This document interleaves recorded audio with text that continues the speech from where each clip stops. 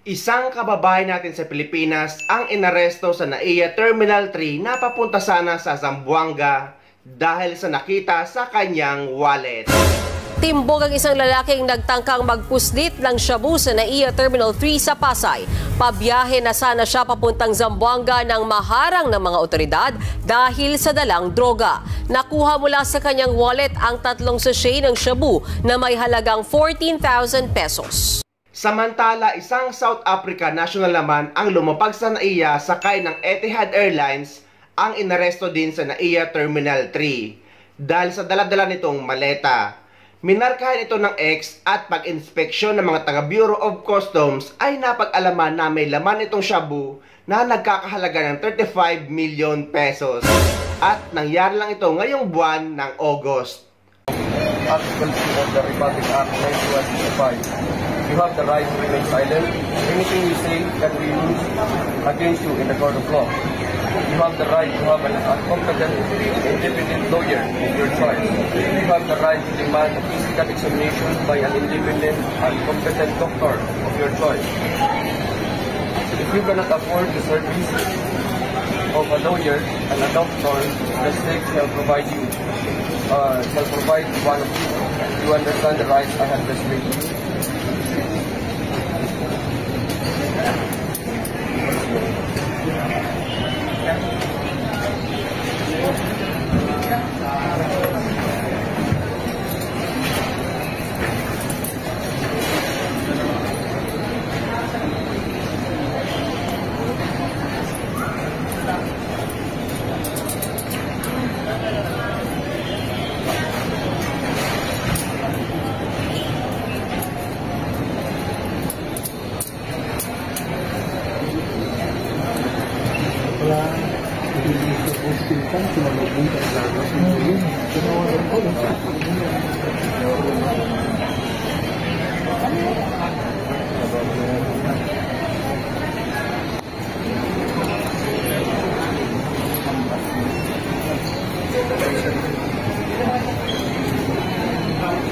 Arestado ang isang South African national na babae na dumating sa Pilipinas sakay ng Etihad Airlines Flight 424 kahapon sa NAIA Terminal 3. Ito'y matapos mahuli ang babae na may bitbit na 5.2 kilo ng high-grade shabu sa kanyang maleta.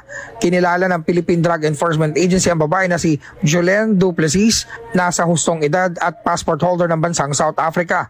Sa initial na x-ray screening ng maleta nito ng Bureau of Customs, minarkahan ang maleta ng X dahilan para isailalim ito sa secondary inspection at mambuksan ng mga tao ng customs ang maleta. Tumambad sa lining ng maleta nito ang nakabalot sa puting plastic na bulto ng crystalline form ng methamphetamine hydrochloric o shabu. Dito tumawag ng PIDEA ang mga tao ng customs para suriin ang nakumpiskang droga na kinumpirma ng PIDEA na high-grade shabu. Tumanggi naman na magbigay ng paliwanag ang South African national kung saan ang galing ang droga at ginit na hindi nito alam na kargado ng droga ang kanyang maleta. Tinataya namang aabot sa 35 million ang halaga ng naturang shabu kung ito'y mapupuslit at may bebenta sa kalsada. Agad naman ay tinurn over ng Bureau of Customs NAIA sa PIDEA at Airport Police ang kustodiya ng South African national. Paano kaya nila nalulusot ang ganyan karaming droga papunta sa Pilipinas? Lalo na sumakay siya sa Etihad Airlines na sobrang hihigpit doon at high-tech ang mga pang-scan nila at sa Pilipinas pa na-detect. Sana mas higpitan pa ng gobyerno natin ang batas kontra illegal na droga. Dahil sa dami-dami ng nahuhuling droga na dinadala sa Pilipinas, ay balang araw ay babahanan ng droga or shabu ang bansa natin. At sana in public ang pagsunog or pagsira dito para naman makita ng mga kababayan natin kung paano ito dinidispose.